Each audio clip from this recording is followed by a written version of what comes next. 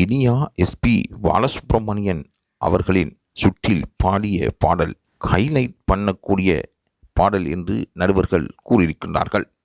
இனியா எவ்வாறு தனது குரலில் இவ்வாறு திறமையாக பாடுகின்றார் என்றும் அவருக்கு பாடல் திறமை தற்பொழுது அதிகரித்து வருவதாகவும் அவரின் பயிற்சி மூலம் அவர் வெற்றி பெறக்கூடிய வாய்ப்பு இருப்பதாகவும் நடுவர்கள் கூறியிருப்பது குறிப்பிடத்தக்கதாகும். ஆனாலும் அவருக்கு ரசிகர் பட்டாளம் இருந்து வருவதாகவும் தொடர்ந்தும் அவருடைய பாடலை கேட்டு வருவதாகவும் அந்த பாடலுக்கு ஊக்கமும் ஆக்கமும் அளிக்கும் தனது அம்மா பிரபல நடிகை தேவயானி அவர்கள் இருந்து வருவதாகவும் கூறப்படுகின்றது.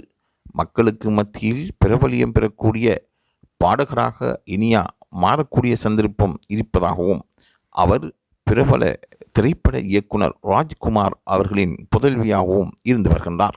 ஆனாலும் அவர் ஒவ்வொரு சுற்றிலும் நுணுக்கமாக பாடி வெற்றி நடை போட்டுக் கொண்டிருக்கின்றார். சரிகமபா நிகழ்ச்சியில் இனியா எஸ்பி பாலசுப்ரமணியன் அவர்களின் சுற்றில் வழங்கிய பாடல் காலம் மறக்க முடியாத பாடலாகும். யாரும் எதிர்பார்க்காத அளவு அந்த மேடை அதிர்ந்து போயிருந்தது. காலத்துக்கு காலம் அந்த மேடையில் இருக்கின்ற போட்டியாளர்களும் நடுவர்களும் திறமையானவர்களும் அங்கு இருக்கின்ற வெற்றியாளர்களை தெரிவு செய்வார்கள்.